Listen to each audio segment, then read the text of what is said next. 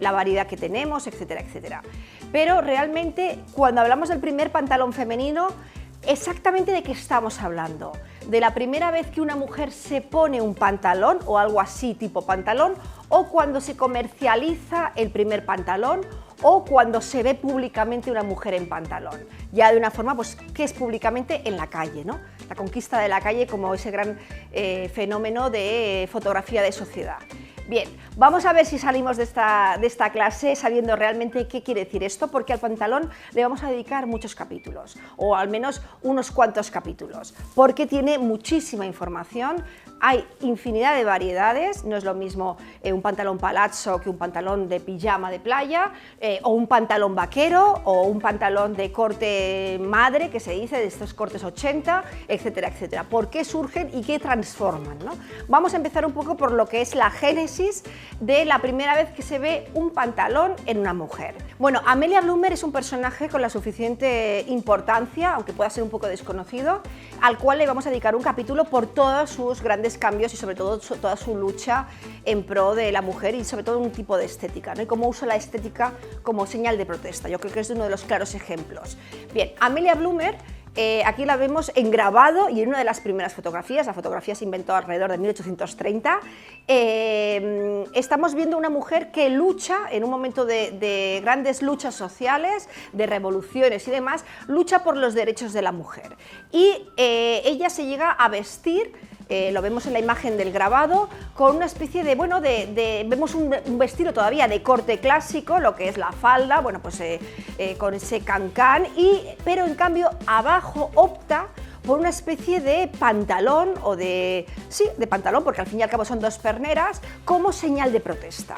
Es decir, eso por supuesto fue recibido con una crítica, bueno, atroz y más en la época, aunque hemos visto que el pantalón siempre ha tenido cierta crítica hasta los años 70, 80, cuando realmente del siglo XX, cuando ya totalmente se normaliza el uso del pantalón por parte de la mujer, pero vemos cómo en esos inicios realmente, si tenemos que hablar del inicio de una mujer con pantalón, a no ser que aparezca otro dato nuevo histórico, es Amelia Bloomer, a la que le dedicaremos un capítulo porque al final veremos qué quiere decir Bloomer en la moda.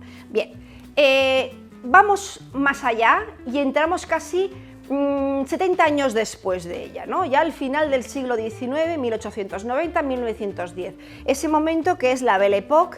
Ya sabéis que la Belle Époque es un fenómeno de exaltación, de excelso de la riqueza, de las novedades técnicas, del avance cultural, muy importante, no solamente social, sino cultural, y va ligado bueno, pues a ese momento anterior, final del siglo XIX, con toda esa mejoría y todo ese enriquecimiento de la sociedad por diferentes revoluciones industriales y demás, una de ellas la textil, y sobre todo va ligada a la Belle Époque a París.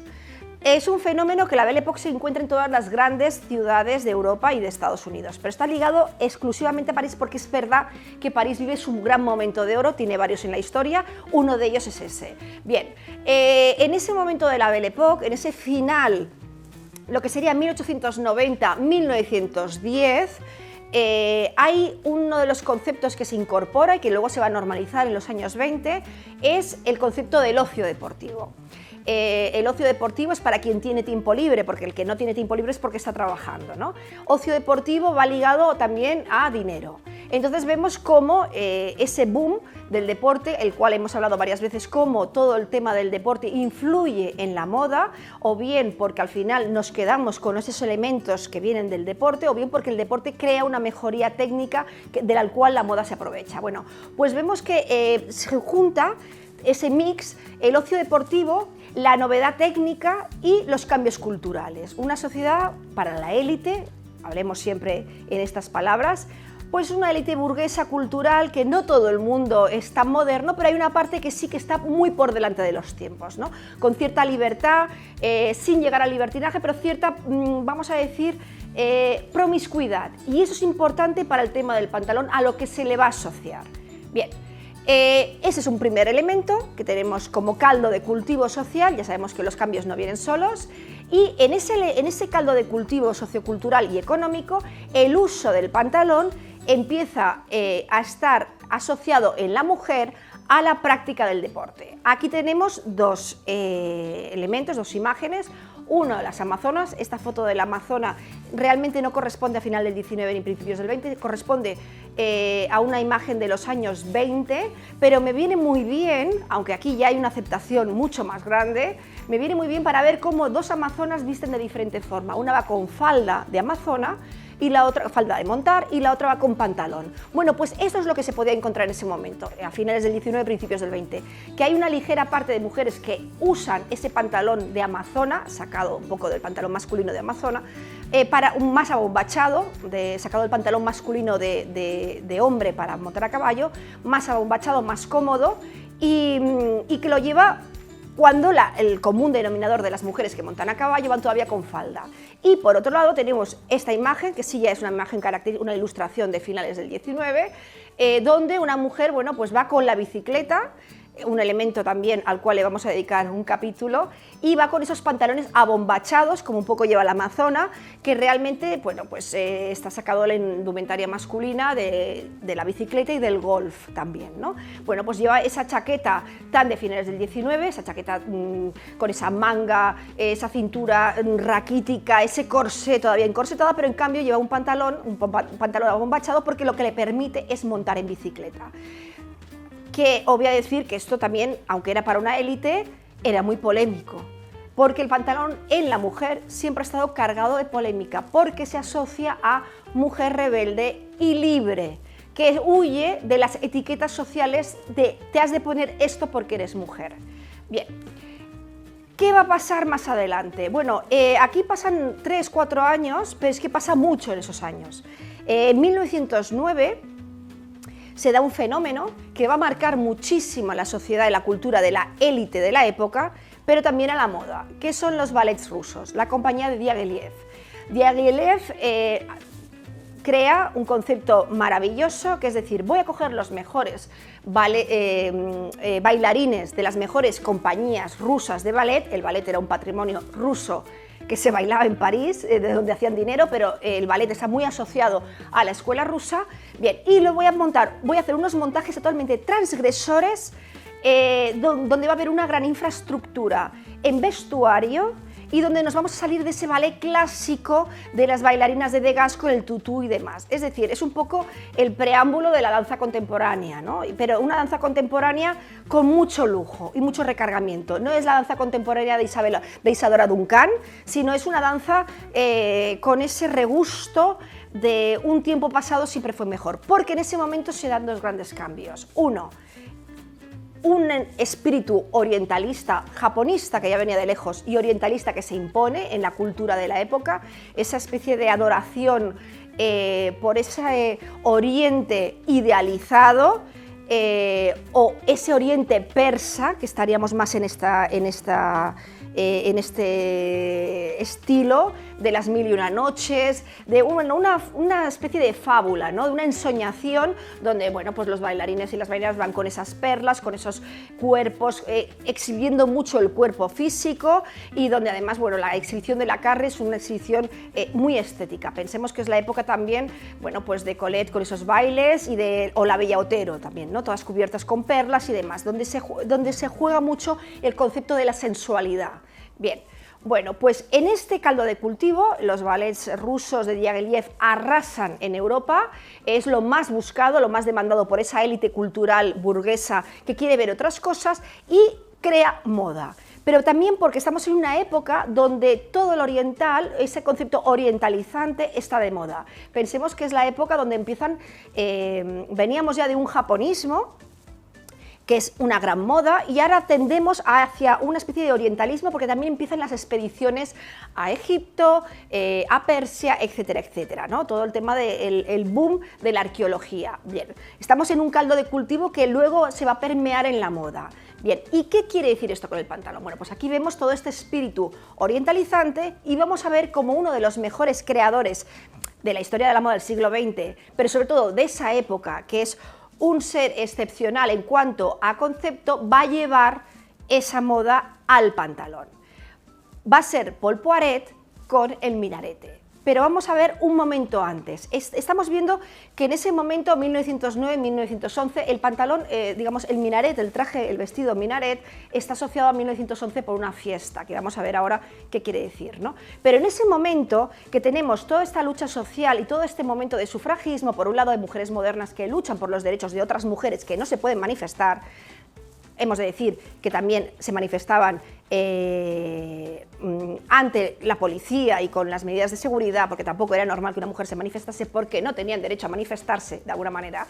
Bueno, pues vemos cómo también la moda, que siempre es perversa porque siempre absorbe lo que tiene la calle y lo transforma, bueno, pues la moda, habíamos visto cómo a principios del siglo XX empieza a eliminar el corsé. De hecho Paul Poiret es uno de los grandes eliminadores del corsé en el vestuario femenino, pero igual que se elimina el corsé y empiezan a ver unas siluetas rectilíneas, un poco tonel, un poco, no tonel, un poco tubo, vamos a decir, donde la mujer, de alguna manera, al eliminar el corsé, puede respirar, se le atan los pies.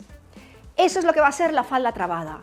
La falda trabada, estamos en ese momento, la falda trabada, como lo vemos aquí en esta imagen, es una falda de una línea rectilínea, de una línea, bueno, tubular, pero que en el bajo está como, tiene una cierta supresión, están los pies atrapados, es decir, da unos pasos muy cortos. ¿Qué quiere decir dar unos pasos cortos si caminas en la calle? Pues que primero casi no avanzas y segundo, a la que das un paso en falso te caes.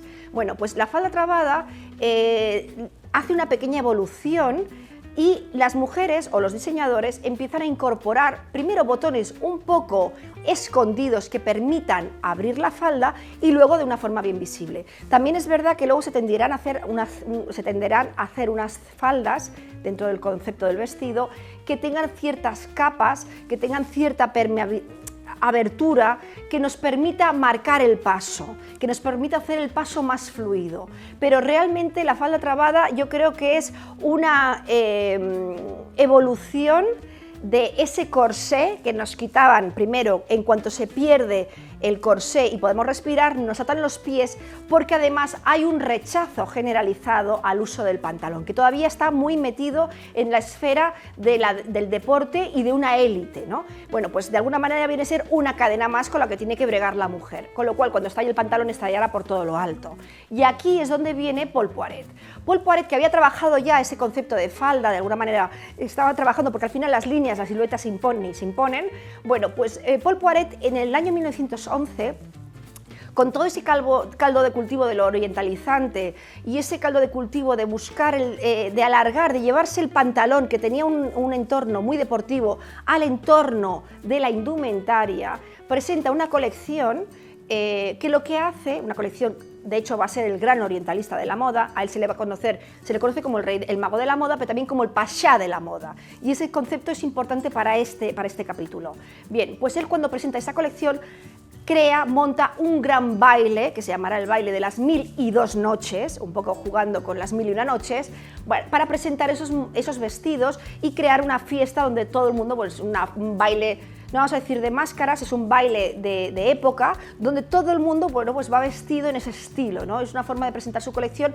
Pensad que esa época es una época de grandes fiestas para una pequeña élite y grandes fiestas que, bueno, que de alguna manera hoy en día son inconcebibles, o cuando una gran marca hace una fiesta de disfraces, un baile de máscaras, bueno, pues de alguna manera todos beben de esa época. Bien, el vestido, el traje minarete, que lo tenemos aquí en la imagen a la izquierda, realmente es un traje que tiene una influencia, bueno, pues vamos a decir el cuerpo de cierta pagoda, pero que los pies ya van separados, es decir, ya es un pantalón que es un pantalón de corte, vamos a decir, sultán. De hecho se llamará la moda de las sultanas, o de alguna manera esa moda de zaragüelles, ¿no? Que es un pantalón, o saruel, es un pantalón, bueno, pues a lo que se asocia a todo lo que es esa especie de Oriente Medio y de esa época, bueno, pues un poco también onírica, ¿no? Es una visión idealizada. Aquí vemos, bueno, pues en la foto central, como dos mujeres vestidas por Paul Poiret, una va directamente con ese vestido de alguna manera tubular y la otra va con esa especie de vestido, pero que abajo, por debajo, emerge un pantalón, que es como empieza de alguna manera cuando eso se lleva a la moda, a la calle, porque el vestido minarete no estaba pensado para salir a la calle, estaba pensado para esas fiestas de encuentros entre intelectuales y grandes burgueses, y que era una fiesta y una diversión, porque la moda de Paul Poiret encaja muy bien con esa moda y ese momento de gran rico burgués urbano, donde hay una especie de exhibición de la riqueza, de la libertad de pensamiento y de ese concepto de la sensualidad, que también es importante, que luego se va a ir perdiendo por otros conceptos, ¿no? Bien, bueno, pues Paul Poiret va a seguir trabajando en esa línea y, bueno, unos años más tarde, alrededor de 1914, va a crear ese vestido pagoda, ese vestido, más que pagoda, vestido lámpara, perdón, que se llama la Badjour, donde tiene esa línea orientalizante, pero aquí vemos una imagen cómo es con una falda que ya tiene esa caída que te permite caminar, y lo vemos también transformado en esa mezcla entre lo que sería el vestido minarete y el vestido lámpara, donde aquí sí que está luciendo un pantalón, ¿no? Esa línea saruel, vamos a decir. Pero ¿qué pasa? Que seguía siendo una moda para cuatro en momentos puntuales de estar en esas grandes fiestas en sus casas o mansiones. ¿Qué pasa con la calle? Bueno, pues que la calle en el año 14 solamente una pequeña parte de mujeres, y además vinculadas a un entorno socioeconómico-cultural muy elevado, van a llevar esos pantalones por la calle, los van a lucir de una forma natural. Donde vemos una mujer con esa línea eduardiana de principios de los años 10, bueno, pues ese vestido que, bueno, es un vestido tubular, vamos a decir, pero bueno, la falda tiene cierto margen para caminar, pero poco. Y al lado vemos una mujer que lleva ese pantalón abombachado, que puede caminar y abrir el paso todo lo que quiera. Ella está llevando el paso que lleva la otra, pero podría dar una zancada mucho más grande, ¿no? Bueno, pues aquí vemos, por supuesto, eso que hay que decir que fue recibido con cierto rechazo. Cierto no, mucho. Es élite, pero bueno, no deja de ser, mira cómo va esta, ¿no? Porque de alguna manera era adoptar un género que no te pertenecía. Es decir, es una mujer que está vistiendo como un hombre. La mujer es la mujer, el hombre es como el hombre es el hombre. Y esas estéticas están selladas a fuego y no se intercambian. Esto ya quiere decir un cambio no solamente de roles, sino de forma de ver la sociedad y la vida. Bueno, os traigo dos testimonios de la época, porque muchas veces a quien le interesa hacer la moda o las incorporaciones de esa nueva moda en la moda son los propios creadores. En cambio, muchas veces la sociedad no está de acuerdo con esa creación. Bueno, pues aquí vemos como el pantalón fue un elemento muy criticado, no solamente por la sociedad de la época, sino por la propia moda, porque es un elemento, vamos a decir, subversivo. Os traigo Ángela Leblanc, que era una modista madrileña de principios del siglo XX, muy reputada en Madrid, y Colombine, que es una cronista de modas bajo ese seudónimo está Carmen de Burgos, que es una de las escritoras más importantes de ese momento. Es decir, dos mujeres hablando del pantalón, porque que un pantalón lo critique un hombre es lo normal y natural en ese entorno, pero que lo critique la propia mujer, que además se dedica profesionalmente a la moda, nos da idea realmente de cuán polémico era. Y Ángela Leblanc, como modista, llega a decir: me parece una monstruosidad, un aborto del arte de vestir. Dudo que logren vencer la repugnancia de la mujer verdaderamente elegante. Es decir, una mujer, si es elegante, eso desde luego no lo puede llevar. Puede llevar cualquier cosa, pero eso es un elemento que no entra ni siquiera en el bombo de lo que te puedes poner. Bien, Colombine da un paso más allá y llega a decir: pobres de nosotras las mujeres modernas. Es que a mí esto me parece fundamental, ese choque cultural. Las mujeres modernas, no estoy diciendo ni la mujer clásica, ni la mujer de su casa, nada. Pobres de nosotras las mujeres modernas que hemos de correr por oficinas y almacenes. Está hablando de una mujer que ya está incorporada en la vida laboral, ella lo está, ella es escritora, periodista, y en cambio no lo admite. Estamos condenadas al pantalón hombruno, sin gracia, sin estética, malo para la salud. Porque hasta se pensaba que el pantalón, bueno, por todo el corte que tiene, no te permitía, bueno, pues un tema de, pues puede ser la regla, etcétera, etcétera, ¿no? Eso era antihigiénico, antisanitario y antihigiénico. Bien, bueno, pues vemos aquí cómo la calle, por otro lado, la calle me refiero a la gente joven, sí lo adapta.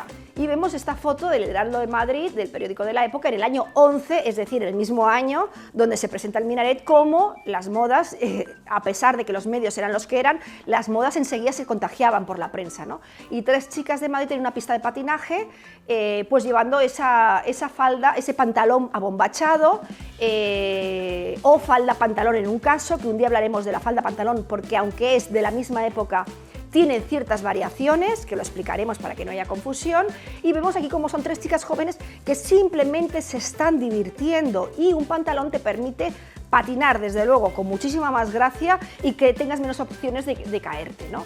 Bueno, pues, ¿qué va a pasar más adelante? Bueno, pues todo el mundo lo critica. Hay ríos de tinta en la prensa de la época, por no hablar de todo, bueno, pues el estamento social, que siempre es conservador, que todo lo que emerge alrededor. El pantalón es un elemento, ya os digo, muy político en todas las épocas, y lo que pasa es que al final, después de la Primera Guerra Mundial, que siempre las guerras en el siglo XX funcionan de vectores y de catalizadores, al final de ellas, por todo lo que aporta en la indumentaria, desgraciadamente, pero es así. Bueno, pues en esos años 20, en esos locos años 20, donde se generaliza, entre comillas se generaliza entre la gente con dinero o el nuevo rico, se generaliza ese concepto del ocio, y dentro de ese ocio es la playa y ponerte moreno, que es un concepto totalmente innovador de los años 20, porque el broncearte, estar moreno era sinónimo de ser pobre, porque solamente los pobres del campo son los que están morenos, la aristocracia y la burguesía siempre estaba de blanco impoluto porque estaban al resguardo. Bueno,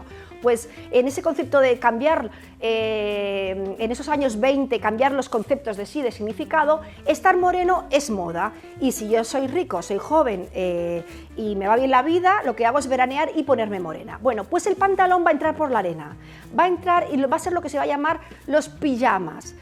Además así escrito así, con Y y J, el pijama de playa, y no hay sitio de veraneo europeo interesante, también podrían ser algún sitio de Estados Unidos con esa costa maravillosa, pero no hay sitio de veraneo interesante, sea Cannes, sea el Lido italiano, etcétera, etcétera, donde, o Biarritz o Deauville, donde no tengan sus chicas con esos pijamas de playa, y donde aquí el pantalón tiene una función claramente de caminar libremente, que además son pijamas de seda, que les dedicaremos un capítulo porque el pantalón da para mucho, y vemos cómo ya las revistas lo anuncian en portada. Esa es una portada preciosa del Jardín de las Modas, de Le Jardin de Mode, revista parisina de tendencias, y donde aquí ya está incorporado como un utensilio, entre comillas, una pieza de indumentaria más de cualquier chica joven moderna de la época. Que, ojo, seguía siendo polémico para el resto de la gente, es decir, se va generalizando su uso, pero la sociedad no deja de decir, mira, estas chicas que se visten como chicos,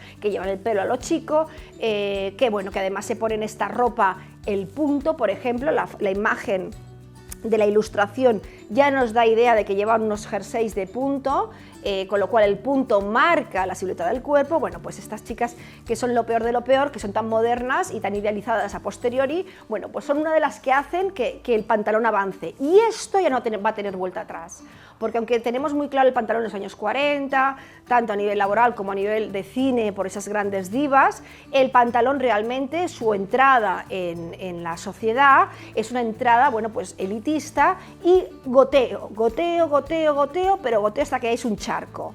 ¿Qué va a pasar? Bueno, pues ¿quién va a ser el gran emblema de estas mujeres modernas con pantalón? Si hay en los años 20, 30, 2 mujeres que son sacralizadas en esa imagen, y con esto nos vamos a ir despidiendo, es Chanel, con ese uso de la estética masculina como estética femenina, que además jamás ha estado de moda.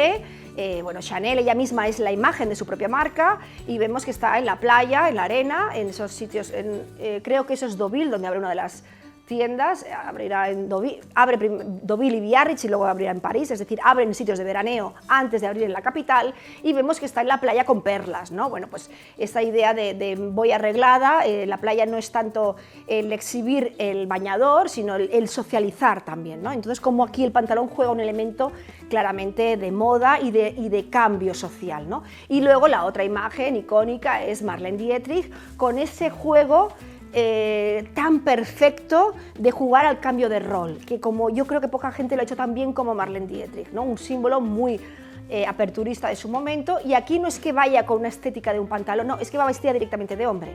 Entonces, pero no está vestida de hombre como cuando sale en una película con un smoking masculino cantando. Es una película, eso es ficción. Ahí está vestida de hombre dentro de su vida real, ¿no? Entonces, bueno, pues de alguna manera ya es esa vuelta, las divas son las grandes contagiadoras de tendencias a través del cine, y ahí sí que ya no hay vuelta atrás, y el pantalón llegó para quedarse, ¿no? Y de hecho a día de hoy tenemos más pantalones, yo creo, en las mujeres tenemos más pantalones en el armario que faldas, ¿no? Que es como he empezado este capítulo.